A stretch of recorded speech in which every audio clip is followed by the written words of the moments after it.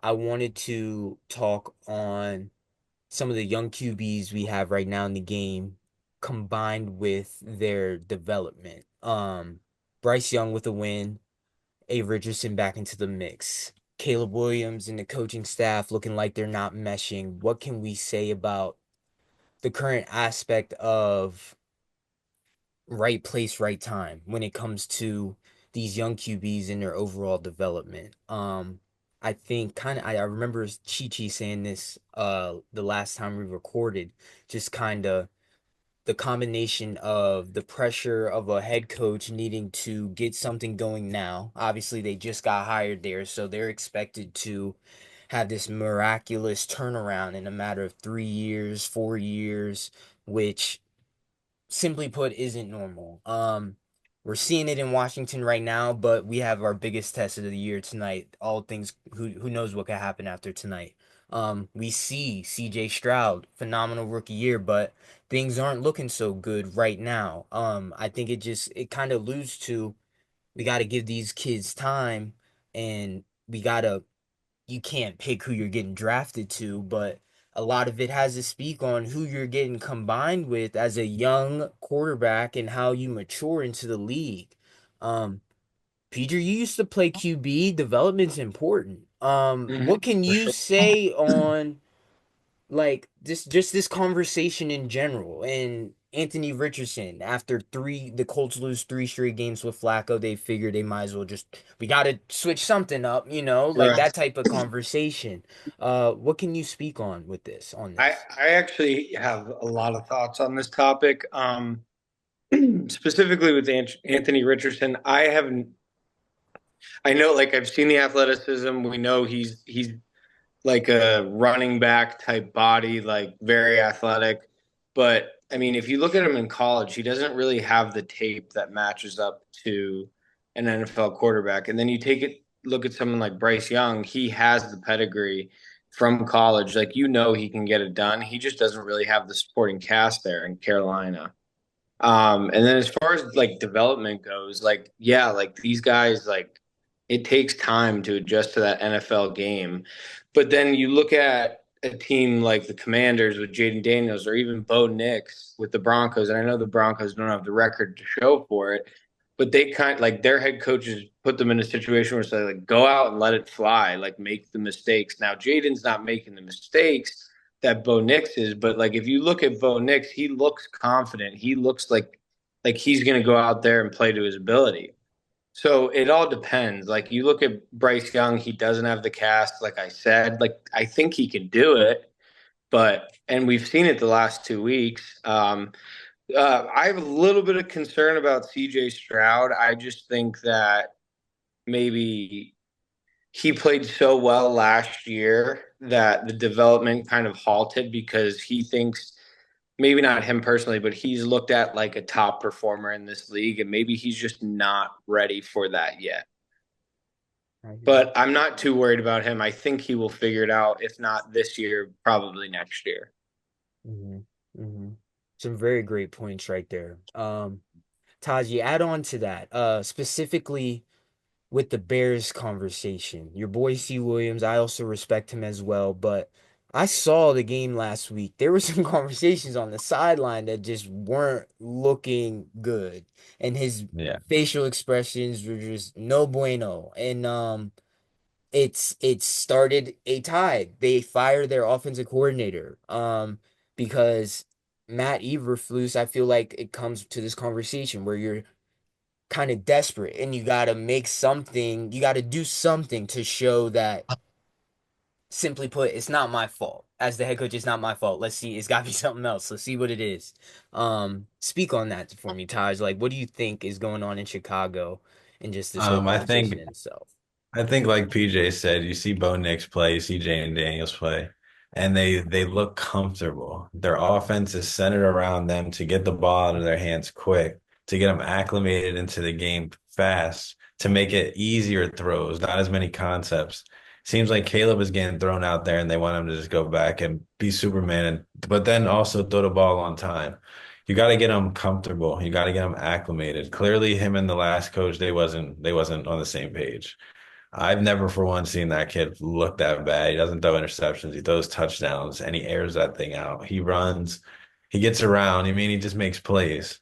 They need someone that's going to put him in the right position to get comfortable and get his confidence back up high, and then let him start opening up the playbook a little bit more, start doing more with their offense, and they'll be just fine because you let him just go back there and make some plays. He's going to make some plays. But they got to get the offense more centered around him and what makes him comfortable and getting him settled in so then he can let it fly. That's Mhm. what I think. Sure, for sure. My mind goes crazy on this topic just because as a journalist, as an aspiring journalist, you gotta look at how the media is the media respectfully portraying things the right way. Whereas you see Bryce Young being slandered initially in the season, he can't do this, he's a bust.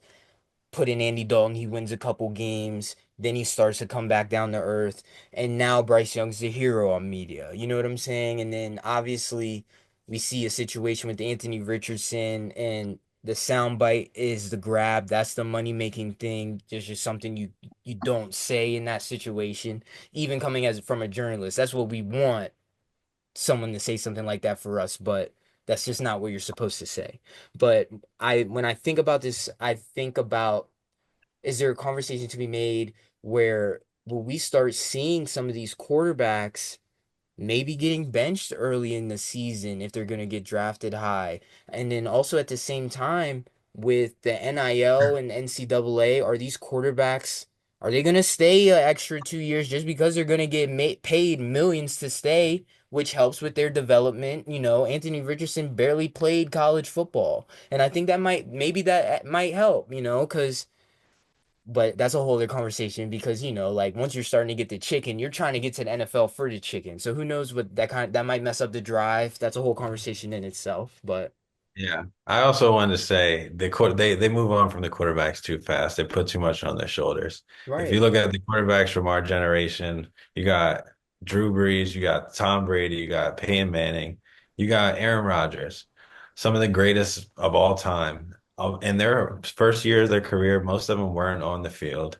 Didn't even smell like a playing time. Peyton did, and he threw what, 28 interceptions Most in rookie in one in like their first year ever. Three and ever. 13. Like Yeah, like you got him there, and the rest of them aren't even on the field. You can't, these people are great players. They're all-time quarterbacks. And had we just given up on them after 1 year, after one season, after half a season, a few bad games, and Mhm. didn't even let them figure it out, they'd never be who they were. And we're not giving these kids a chance to reach their full potential. We're throwing them under the bus and saying they're a bust and getting rid of them when they're showing you the signs. But some of them aren't worth the time, but a lot of them are. Yeah. Yeah. it's Where do you the hardest position to play in all of sports. Any sport. Any sport. Hardest position to play. Yeah. Yeah. Most scrutinized position too.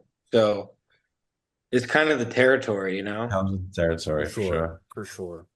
Where do you think where do you think where did the tide turn? Because like I'm trying to think of a pinpoint example where the time came where we have to be great right now because Pat Mahomes didn't start. You know what I'm saying?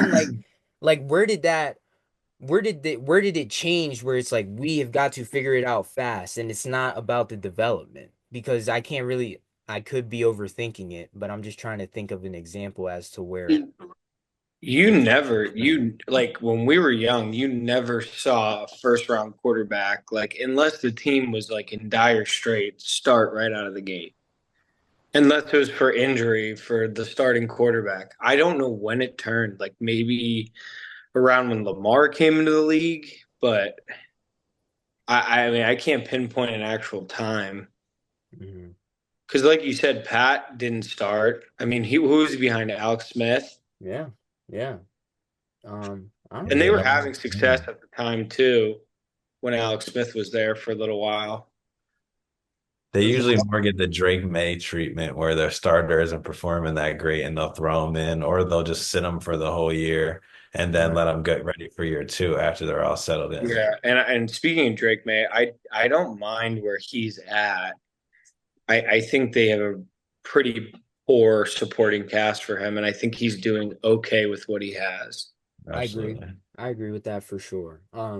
There's only but so much you could expect from that roster going into the Mhm. year. So, for him to even get the opportunity to get some reps is good for him. Reps is important, and I'll always stand that. That was a good chat though. I wanted to see where y'all heads were at because I feel like I don't know, man. These quarterbacks are getting the short end of the stick, and then you're getting thrown into the fire with a roster that just isn't good enough, and no one can do it alone. So I just figured we might as well chat on it.